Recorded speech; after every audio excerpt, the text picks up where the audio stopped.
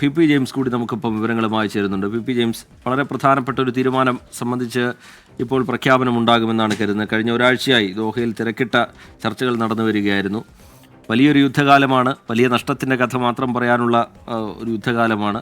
അതിലൊരു വെടിനിർത്തൽ കരാർ എന്നുള്ളത് എത്രത്തോളം പ്രധാനമാണ് എന്നുള്ളത് നമ്മൾ പറയേണ്ടതില്ല. സൈനിക പിന്മാറ്റം, തടവുകാരുടെ കൈമാറ്റം, ഈ യുദ്ധമേഖലയിലേക്ക് മാനുഷിക സഹായങ്ങൾ എത്തിക്കുക എന്നടക്കമുള്ള ധാരണകൾ നടപ്പിലാവാൻ പോകുന്നു. ഏത് നിമിഷവും പാളിപ്പോവാൻ സാധ്യതയുള്ള ഒരു കരാറെങ്കിലും ഇതിനിടയിൽ ഒരു വളരെ പ്രധാനപ്പെട്ട, വളരെ പോസിറ്റീവായൊരു നീക്കം അങ്ങനെ കാണണ്ടേ പി ജെയിംസ്? റിജിത്ത്, കഴിഞ്ഞ 15 മാസത്തെ ഇസ്രായേൽ ഹമാസ് യുദ്ധത്തിനിടയിൽ വരുന്ന വലിയ ആശ്വാസകരമായ വാർത്തയാണ് വെടിനിർത്തൽ കരാർ എന്നുള്ളത്.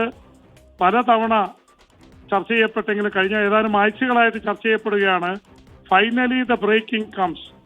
വലിയ ഒരു ന്യൂസാണ്. ഒരു പക്ഷേ പശ്ചിമേഷ്യയെ സംബന്ധിച്ചിടത്തോളം, ലോകത്തെ സംബന്ധിച്ചിടത്തോളം ഇത് വലിയ ഒരു സംഭവമാണ്. കാരണം ഈ ഗസയിൽ വെടിനിർത്തൽ എന്നാൽ കൊല്ലപ്പെട്ട 46,900 മനുഷ്യരുടെ ജീവന്റെ വില കൂടിയാണ്.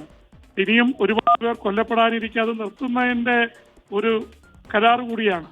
അപ്പൊ അതുകൊണ്ട് ഗസയിലെ വെടിനിർത്തൽ എന്ന് പറയുന്നത് ഇതൊരു വല്ലാത്തൊരു വലിയ വാർത്തയാണ്, ആശ്വാസകരമായ വാർത്തയാണ്. നടക്കട്ടെ. കാരണം പലതവണ വെടിനിർത്തലിന്റെ അരികിലെത്തി അത് വിട്ടുപോയിട്ടുണ്ട്. പക്ഷെ ഇപ്പൊ പല മേഖലകളിൽ നിന്നും വരുന്ന വാർത്തകൾ ഗസയിൽ വെടിനിർത്തൽ ഉണ്ടാവും എന്ന് തന്നെയാണ്. ഇതുവരെ പാലസ്തീൻ പറയുമ്പോൾ ഇസ്രായേൽ മൗനം പാലിക്കും, ഇസ്രായേൽ പറയുമ്പോൾ പാലസ്തീൻ മൗനം പാലിക്കും. ഇത്തവണ ഇസ്രായേലിൽ നിന്നും പാലസ്തീനിൽ നിന്നും നല്ല വാർത്തകൾ വരുന്നു. മധ്യസ്ഥരായിട്ട് നിന്നത് ഖത്തർ, ഈജിപ്ത്, അമേരിക്കയാണ്. ഈ കാര്യത്തിൽ ഒരു കാര്യം പ്രത്യേകം ശ്രദ്ധിക്കണം. അമേരിക്കയിൽ പുതിയ പ്രസിഡന്റായി ഡൊണാൾഡ് ട്രംപ് അധികാരമേൽക്കാൻ ഇനി 5 ദിവസം മാത്രമേ ബാക്കിയുള്ളൂ. ട്രംപ് വന്നാൽ എന്തായിരിക്കും എന്നുള്ളതിനെ കുറിച്ച് ആർക്കും ഒരു പിടിയില്ല. ട്രംപ് അൺപ്രഡിക്റ്റബിൾ ആണ്. ട്രംപ് പറഞ്ഞ ഞാൻ വരുന്നതിന് മുമ്പ് നിർത്തിയില്ലെങ്കിൽ ഹമാസിനെ പൊടിച്ചു തീർക്കുമെന്നാണ്. അപ്പൊ ഹമാസിന് പേടിയുണ്ട്. ഇസ്രായേലിലെ ഒരുപക്ഷെ നെതന്യാഹുവിനും അറിയാം ട്രംപ് പറഞ്ഞാൽ കേൾക്കാതിരിക്കാൻ പറ്റില്ല, ജോ ബൈഡനെ കേൾക്കാതിരിക്കാം. പക്ഷെ എന്തായാലും കാര്യങ്ങൾ ട്രംപിന്റെ കയ്യിലേക്ക് വിട്ടുകൊടുക്കാൻ ആർക്കും താല്പര്യമില്ല. അതിനു മുമ്പ് വെടിനിർത്തലിന്റെ തരത്തിലേക്ക് കാര്യങ്ങൾ പോകുന്നു. എല്ലാവർക്കും അറിയാം, 2023 ഒക്ടോബർ 7-ാം തീയതിയാണ് ഇത് ആരംഭിച്ചത്. 15 മാസം പിന്നിടുന്നു.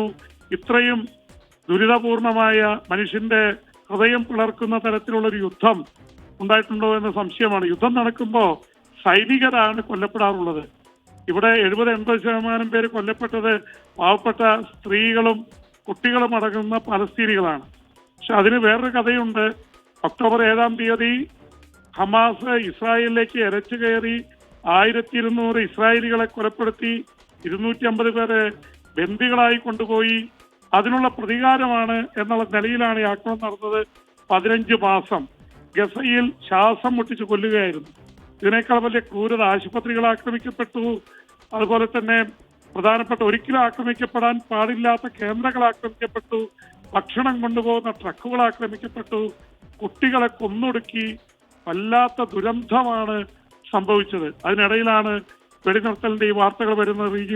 ഇത് ഒരു വെടിനിർത്തൽ കരാർ യാഥാർത്ഥ്യമാവുന്നതോടുകൂടി എന്തൊക്കെ പ്രധാനപ്പെട്ട കാര്യങ്ങളിലാണ് ധാരണയാകാൻ പോകുന്നത്? സൈനിക പിന്മാറ്റമടക്കം സഹായങ്ങൾ എത്തിക്കുന്നത്, അതുമായി ബന്ധപ്പെട്ട ആ കരാറിന്റെ ഉള്ളടക്കം, ഇപ്പോൾ രൂപപ്പെട്ടിരിക്കുന്ന കരാറിന്റെ ഉള്ളടക്കം എന്താണെന്നാണ് മനസ്സിലാക്കുന്നത് പി ജെയിംസ്?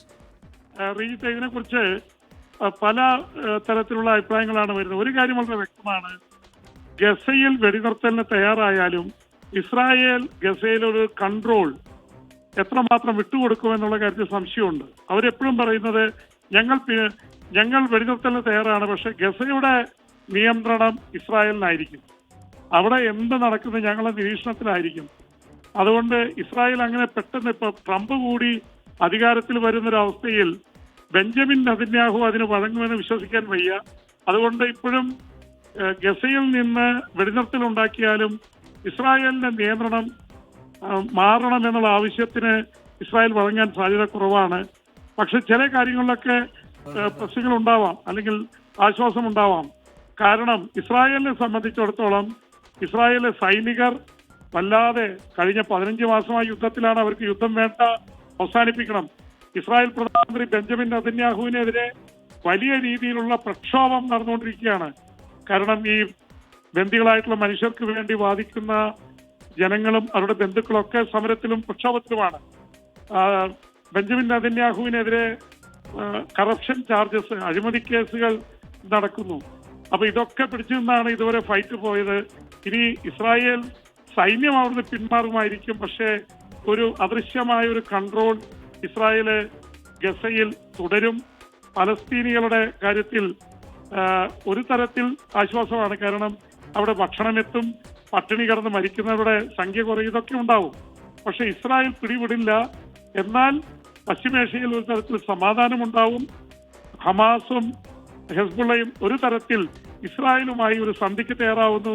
കാരണം എന്താണ്, പി ജെയിംസ് നേരത്തെയും ഈ ഒരു സമാധാന കരാർ രൂപീകരിക്കാൻ, വെടിനിർത്തൽ കരാർ യാഥാർത്ഥ്യമാക്കാനൊക്കെ പല തലത്തിലുള്ള ചർച്ചകൾ നടന്നതാണ്. ഖത്തറും ഈജിപ്തും അമേരിക്കയും നേതൃത്വം നൽകുന്ന സമാധാന ചർച്ചയാണ് ഇപ്പോഴിങ്ങനെ ഒരു പോസിറ്റീവായ ഒരു തലത്തിലേക്ക് എത്തി നിൽക്കുന്നത്. ഇതിൽ തന്നെ ഇപ്പോഴിങ്ങനൊരു ഒരു മധ്യസ്ഥ ചർച്ച ഫലം കാണുന്ന തരത്തിലേക്ക് കാര്യങ്ങൾ പോയത്, അതിൽ നേരത്തെ പി ജെയിംസ് സൂചിപ്പിച്ച ഡൊണാൾഡ് ട്രംപ് അധികാരമേൽക്കാൻ പോകുന്നു എന്നുള്ളത് വളരെ പ്രധാനപ്പെട്ട ഒരു ഘടകമാണ്.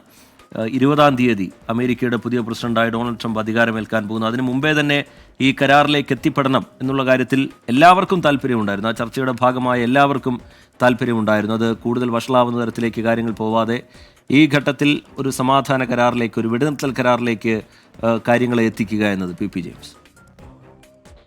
അല്ല, ഇത് നേരത്തെ പറഞ്ഞു തന്നെയാണ്.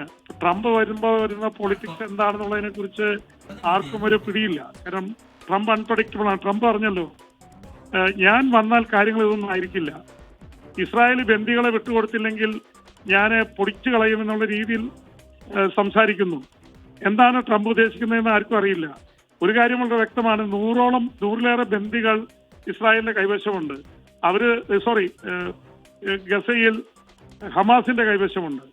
അവര് 34 ബന്ദികൾ മാത്രമേ ജീവിച്ചിരിക്കുന്നുള്ളൂ എന്ന് പറയുന്നു. എന്ന് വെച്ചാൽ ഏതാണ്ട് 66 പേർ കൊല്ലപ്പെട്ടു കഴിഞ്ഞു.